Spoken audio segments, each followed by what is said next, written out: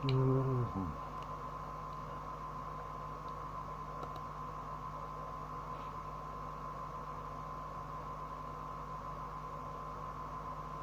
наоборот, ну нет, наоборот, ну надо, да, это и все самое. Да нет, что такое, зачем это надо?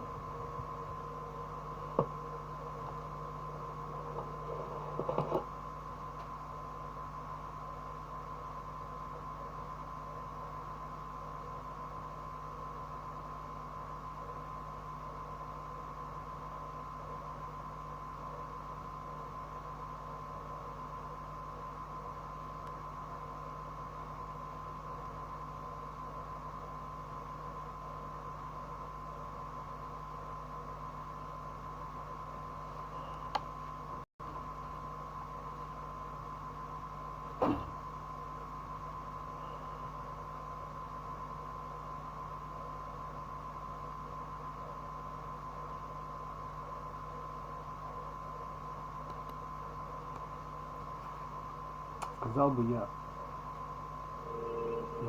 One of the responsibilities I think we have as designers is to protect the player from themselves. Whenever a designer makes a game, they'll have certain...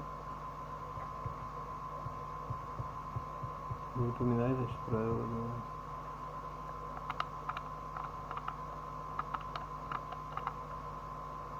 да. Начну.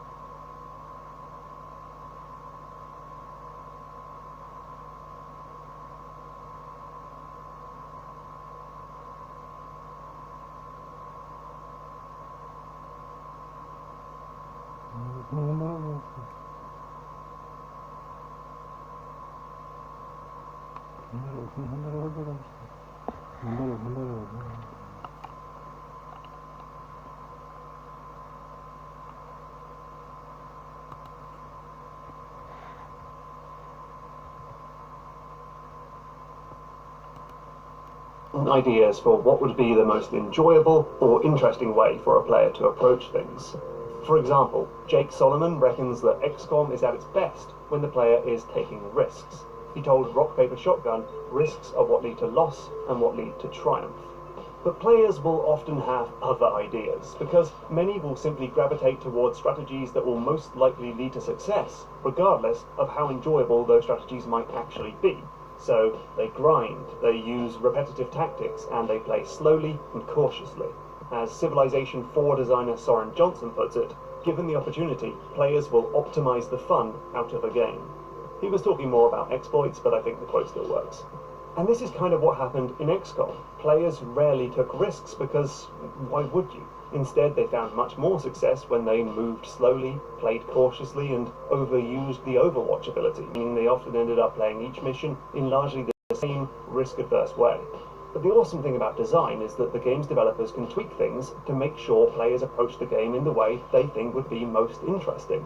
The question is, what's the best way to do this?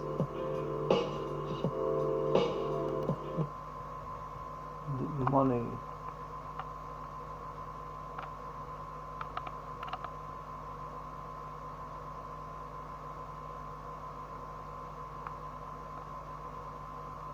Деньжище получил.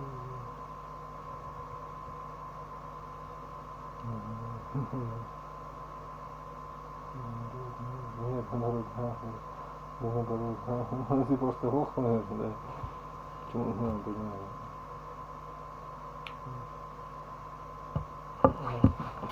Ну да.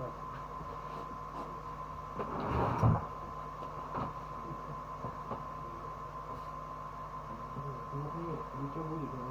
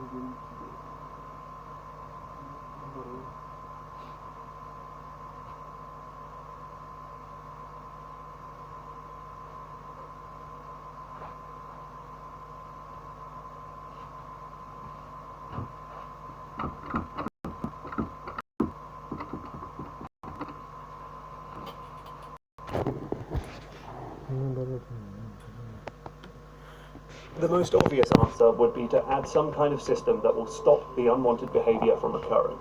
And that's exactly what Firaxis did when it decided to introduce turn limits to standard missions in XCOM 2.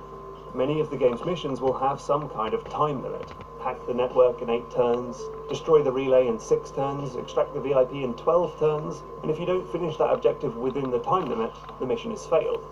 And this means that inching slowly across the map, like in XCOM 1, is now massively discouraged, and the player is forced to move more quickly and take more risks. A very similar thing happened in the making of Spelunky. Creator Derek Yu says, "I never intended Spelunky players to collect every piece of treasure, get every item, or explore every room each time they play. Instead, I wanted to force them to make difficult decisions and experience both the satisfaction of choosing correctly and the regret of choosing poorly." So he added the deadly ghost enemy, which appears at about 2.5 minutes into every level to put pressure on the player and discourage them from dawdling around. Now, both of these decisions had the intended effect, but they were also met with some amount of controversy. Spelunky less so, that's a long time to spend in one level. Besides, the ghost doesn't actually kill you, you can still run away and finish the stage. But many XCOM 2 players hated the turn limits and even made mods to rip them out of the game. "I didn't expect people to have such a strong reaction to the timers," says Solomon, and turn limits were greatly reduced in the game's expansion, War of the Chosen. So, what went wrong? Well, there's a bunch of things. Many people simply just enjoyed playing cautiously in the first game and expected to do so in the sequel, and Solomon suggests that maybe there's a clumsy thematic wrapper on the turn timer. But one thing is clear, some players will always react negatively to punishment, and in XCOM 2, the fact that refusing to speed up and take risks will see you fail the mission at hand means that these players felt that the game was punishing them for playing in a certain way.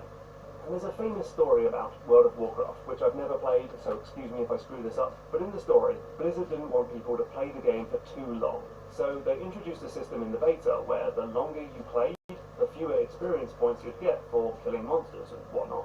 But players hated it. They hated seeing the numbers go down. It felt like a punishment for playing the game. So Blizzard did something pretty clever. They flipped the system on its head. Now, players can build up a rest bonus playing the game, and then get an experience points boost when they next log in. It's essentially the same numbers, says Blizzard, but making it a reward rather than a penalty made it much more agreeable to fans. So it's often better to encourage the behaviour you want than discourage the behaviour you don't. Instead of punishing a player who is too slow, reward a player who finishes the level quickly. And there are loads of good ways to encourage player behaviour. It starts with the fundamental moment-to-moment gameplay, where designers can tweak the game's most basic mechanics to push players towards a certain style of play. Take the latest Doom, where the designers wanted to promote an aggressive sort of push-forward combat. One way its software achieved this was through the glory kill mechanic, which provided plenty of compelling reasons to close in on your foes instead of running away and firing from a safe distance. This move instantly kills an enemy, it doesn't use any ammunition, and it showers the player with useful health pickups. And so, despite years of FPS games training players to run away and hide behind cover, in Doom, players spend much of the game racing headfirst towards demons. Likewise, Bloodborne encouraged players to be more aggressive than they were in Dark Souls by adding the rally mechanic, which lets you recover health if you Хочешь там? Ну это так. Не, просто проявление агрессии из животного мира, в принципе, да. Из наших частей мы же тоже живем. Ну, помнишь, не помнишь, что еще?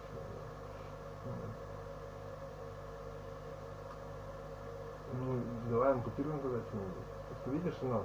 Да, понимаю. Да. Ну и что теперь?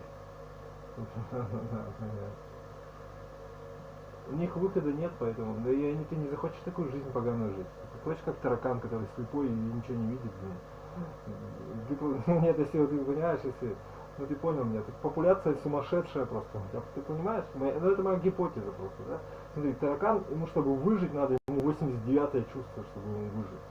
И то как бы единицы выживают, понимаешь? Ну, да. Ты понял меня, да? Да. Просто мы немножко не в адеквате, немножко слишком спокойные. За себя только, потому что ты же, да, за себя просто все, да. Ты вершина этого мира, тебе никто указывать ничего не будет. Понимаешь? Все это сделал себе, холодильник поставил, все. Деньги от Путина получаешь безработные, и все, и живешь.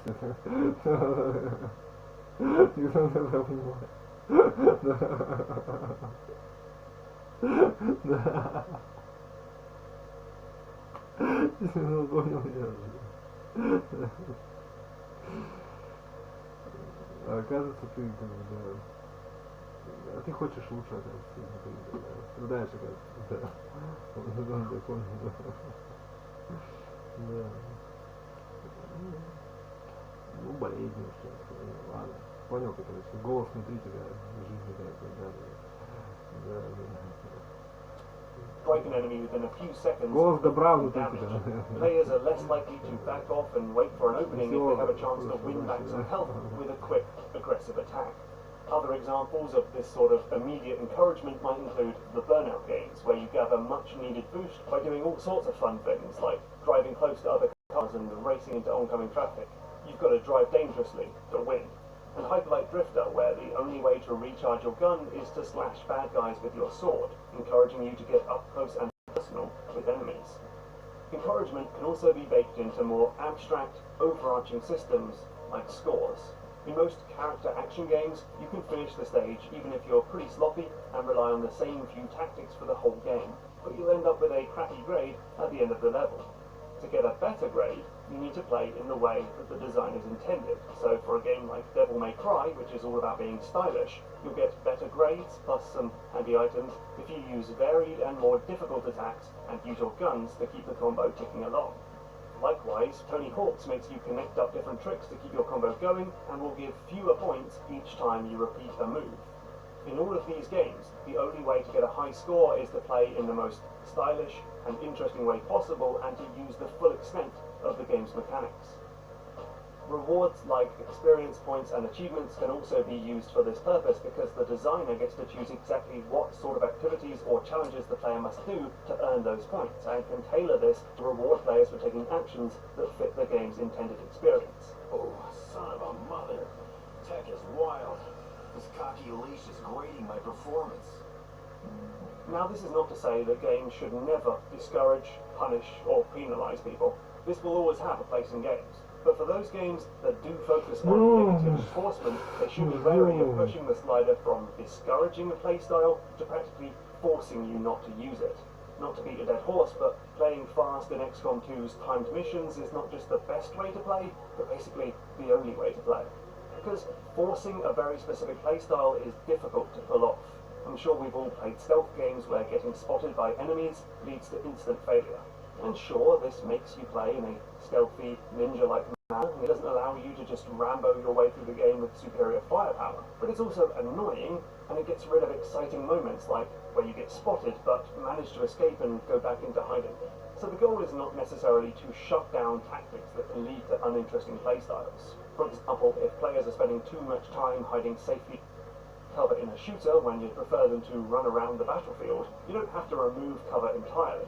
It's more often about keeping this stuff as a valid tactic for certain situations, but tweaking them so the player will not abuse or completely rely on them. So you can discourage players from abusing cover by having enemies throwing grenades or having cover break over time. Or you could encourage players to stay out of cover by giving them points for fighting out in the open. And to go back to the stealth example, there are better ways to encourage stealthy play than just insta-failing players who get spotted.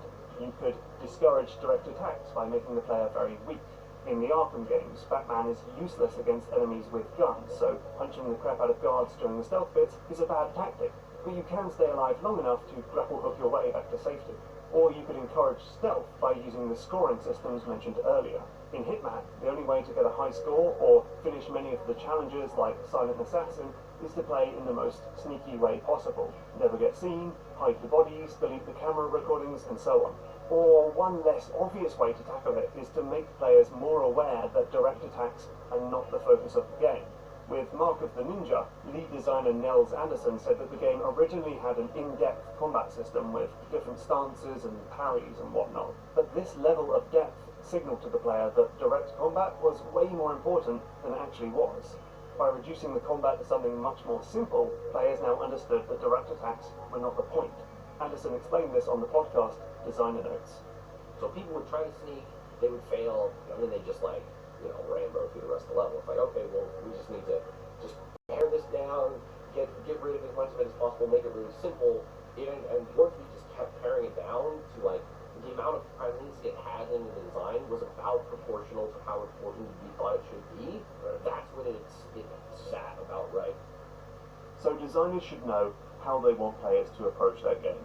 Perhaps stylishly, or stealthily, or while taking risks, or using the full extent of the mechanics, or just feeling like a demon-murdering machine. Whatever they think is most fun, or interesting, or thematically relevant. But if a player can reach their goals, from microscopic targets like get health or defeat an enemy, to longer-term goals like reach the end of the level or earn a new skill point, if players can reach those goals more easily through ways that don't match that intention and are actually pretty boring, then the game might have a problem. Locking off that easier route is certainly one way of going about it, but forcing players to meet your vision and punishing them for playing otherwise is fraught with difficulty. And so, while I personally understand and even appreciate XCOM 2's turn timers in the broad strokes, I'm not surprised that they were met with controversy. So it's often better to encourage and incentivize a player to see the game in the best possible light, to allow for other playstyles, but give rewards, high scores, easy kills, and handy resources when the player is meeting that intended experience. Now, please, this is definitely not as easy as I'm making it sound. There are plenty of pitfalls to think about, and some of the most controversial and disliked mechanics are those that were initially designed to encourage or discourage a certain way of playing. But when used really well, this type of design can subtly push a player towards having the best possible experience and, like Sid says, protect players from themselves. Hey, thanks for watching. I hope you found this one interesting. I love seeing all the different ways that designers try to encourage and discourage different behaviors, and it's fascinating to see how successful they end up being. I'd love to hear your examples from games you've played or games you've made if you're a designer. Leave them in the comments below if you like. GameMaker's Toolkit is funded on patreon.com.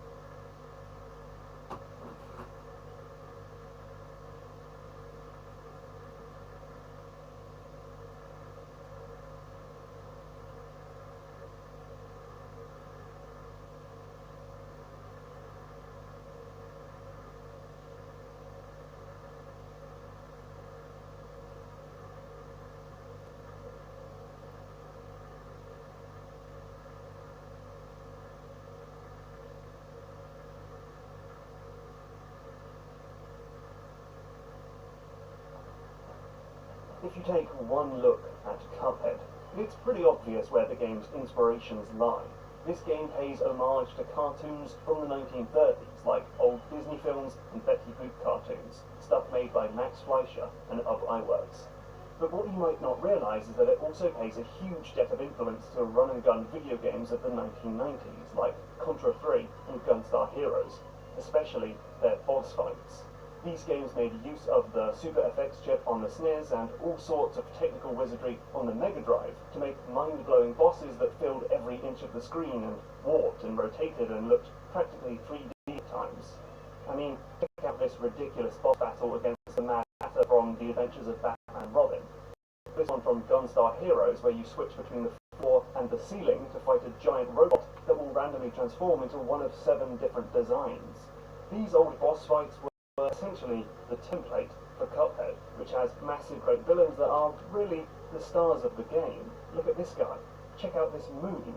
That frog just turned into a slot machine. What? But these bosses don't just look cool. Like their 16-bit predecessors, they're also fiercely difficult to overcome because of their tricky and varied attacks. And that's what I want to explore in this video. So let's just ignore everything else and look at how Cuphead's bosses try to kill you.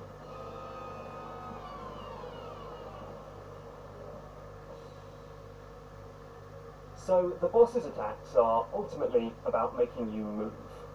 Not just to stop you from standing in one place and infinitely shooting at the boss, but to run, jump, dash and parry, while simultaneously shooting at the enemy, of course. And to really test you on this, the game has these attacks follow a huge number of different patterns. Some fly in a straight line, others arc across the screen. There are attacks that bend back on themselves like a boomerang. There's this hateful pattern, other projectiles split out in different directions. You've got attacks that move in a zigzag pattern and ones that follow an annoying sine wave, and others that fire directly at the player's current position or slowly chase you around for it. These are naturally more difficult to avoid than others, and of course each of these patterns can be made more or less challenging by altering the speed and size of the projectile. But one thing you'll come to realise is that these attacks are ultimately predictable. The dragon's fireball, for example, can go up or down or both ways at the same time, and that's it. These cats always split into 4 mice. Never 3, never 5, always 4. And this means that a big part of a boss battle is just learning about the boss, figuring out and then memorising its patterns. And these mini self-taught epiphanies stack up to the point where you can now predict and outsmart the boss at every turn, which feels pretty good after having taken quite a beating. Of course, it's not actually that easy.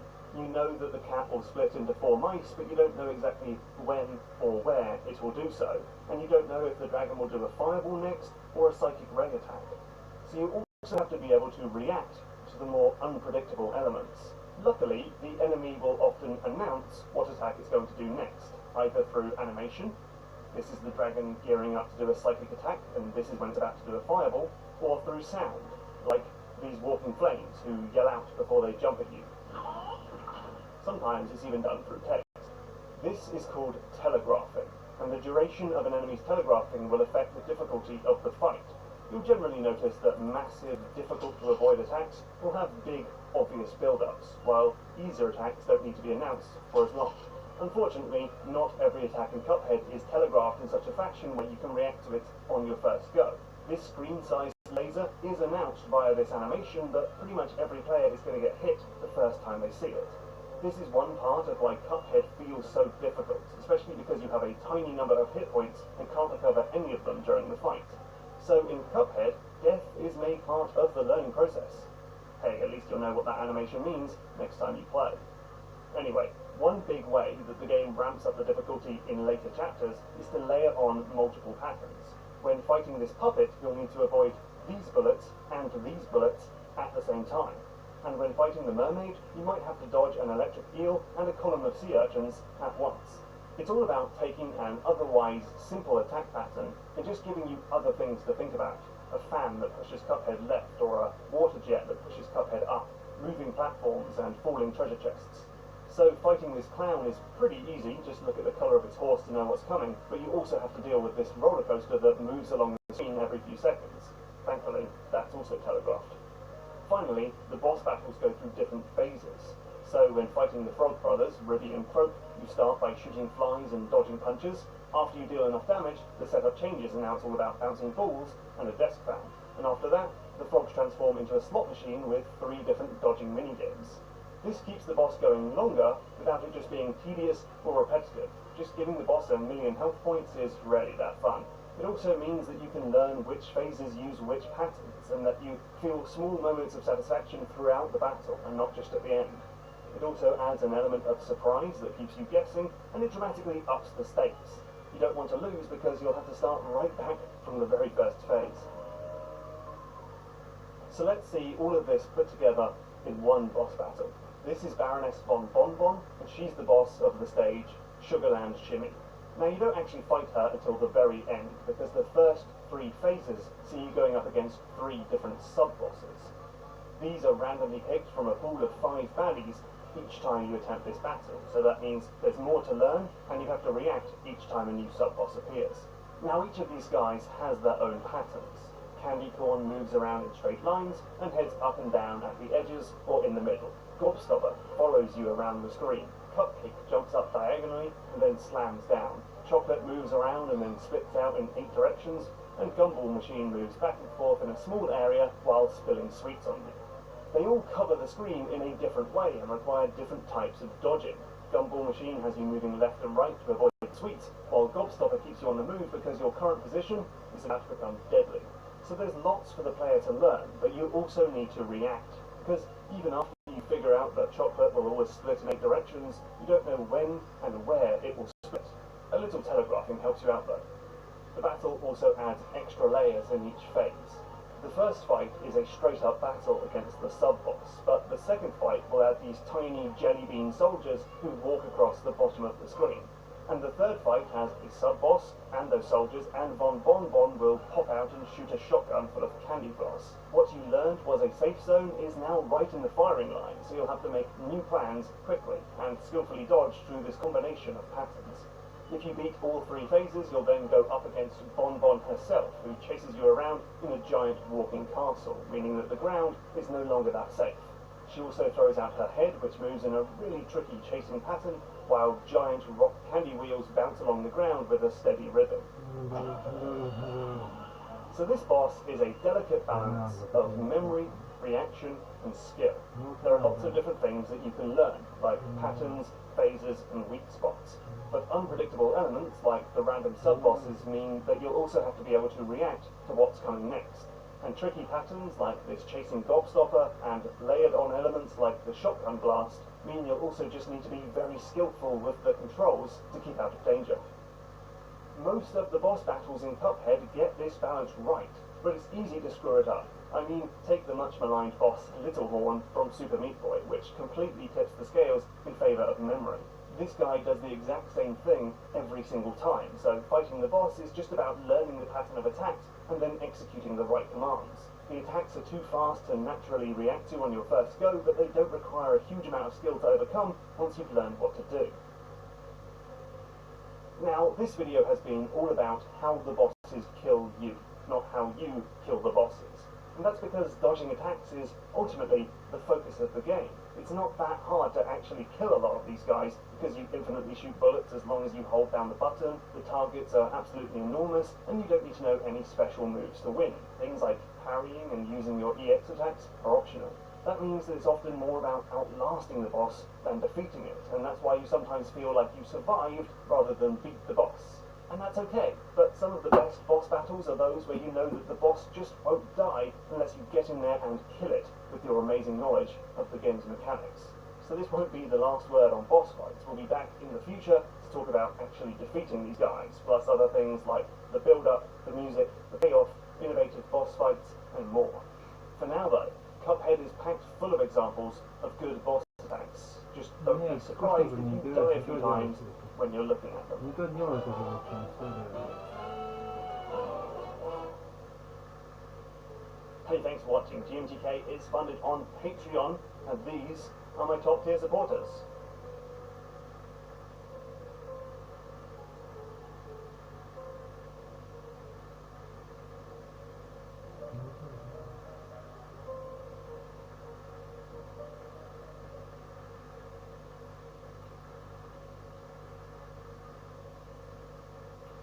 that's all there is? There isn't anymore.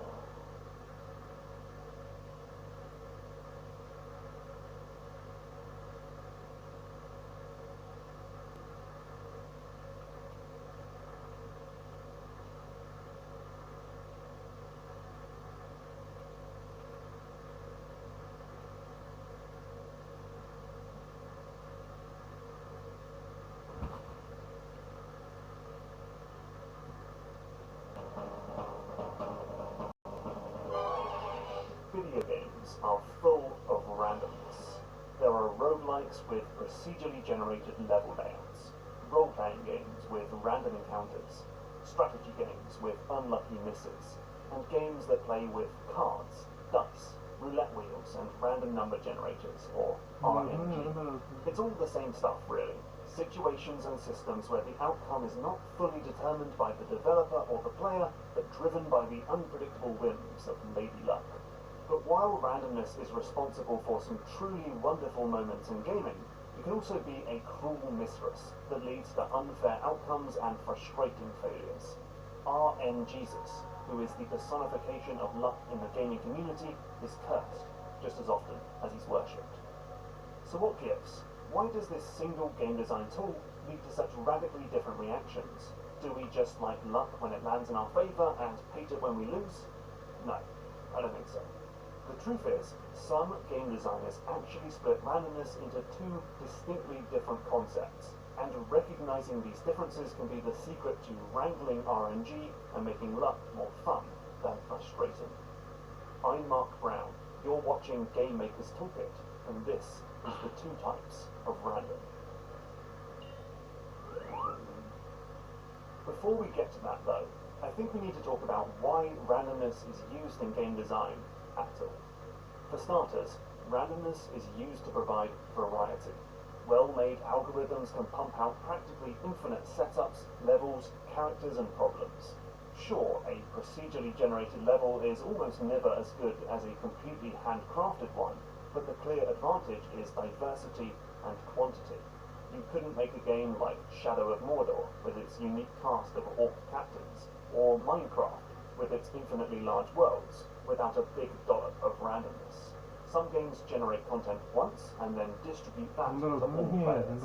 That's how every No Man's Sky player gets to explore the same set of 18 quintillion planets. Other games generate new content every time you play, which is how games in the roguelike genre work. That can be beneficial because by removing the ability to endlessly replay the same level and memorize every aspect of the stage, players are forced to master the underlying mechanics of the game itself, so they're ready for absolutely anything the algorithm might throw at them. Randomness is also a way to balance a multiplayer game. Basically, lucky rolls and unlucky draws can limit the importance of pure skill and give newer players a chance to get ahead. That's especially true when the randomness is weighted in favour of new players, such as in Mario Kart, where the random item boxes are way more generous to the players at the back of the pack than those in first place. This is usually only desirable when it's expected that players of vastly different skill levels will be playing together, otherwise the randomness can obscure who is actually the most skilled combatant. So that's why it appears more often in party games and board games for families, and not e-sport level stuff. Randomness can also be used to make rewards in games more exciting. Grabbing an awesome new weapon from a dead body in a looter-shooter like Borderlands is way more exciting when you know there was only a small chance for that gun to drop. This can, of course, be taken to the extreme, creating a Skinner box trick that's designed to sap your time, or, more perniciously, your wallet. And finally, randomness can play a role in the player's formation of plans, which are strategies that take a number of steps to achieve. Making plans requires information, which is essentially the current state of the game's variables, like the enemy's location, health, and perhaps even their intention for what they'll do next turn. The more information we have, the better our plans can be. But too much information can actually be quite troublesome. For one, complete transparency can lead to players being able to calculate many possible moves into the future to figure out the optimum choice. A paralysis of analysis which can be super tedious, but you already know how players can optimize the fun out of the game.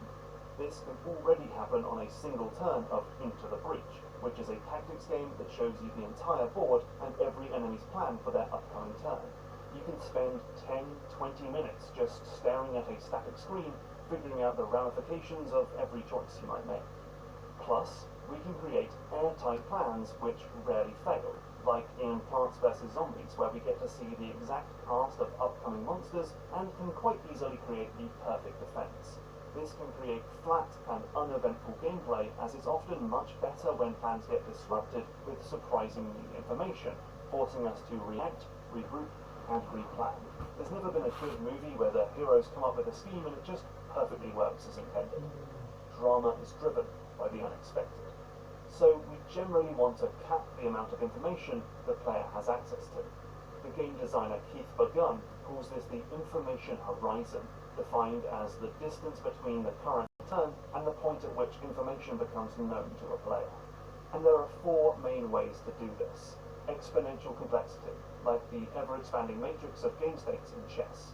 Execution uncertainty, which comes from the player's unpredictable ability to carry out skill-based challenges. Hidden information, like the fog of war that hides the enemy's plans in StarCraft. And the one we're talking about today, randomness, like not knowing what the enemies will do on the next turn in Into the Breach. You can't make perfect plans if certain factors are, by design, completely unpredictable. So, randomness certainly has a role in game design, but to really get to grips with it, we need to break it down into 2 types, which game designers frequently refer to as input randomness and output randomness. Input randomness is when a random event occurs before the player gets to make a decision. The most obvious take on this is the procedurally generated levels in a roguelike, because they're cobbled together and then you get to play in them. Other examples are drawing a hand of cards before taking your turn in a deck builder, or rolling dice and then choosing where to spend them in Dicey Dungeons. Output randomness, though, is when you make a decision and then luck takes over and the game tells you what happened. The most infamous example is hit chances in XCOM, where you tell your soldier to shoot an alien, but it's down to chance that your blitz will actually hit their target. Other examples are not knowing what the enemy will do until after the end of the turn, or I guess enemy afterwards being told what was in it. I've heard the same concepts be called pre-luck by Civilization 4 designer Soren Johnson, but let's stick to input and output for this video. These 2 terms were first introduced, as far as I can tell, on the podcast Ludology. In general, I find this distinction between input and output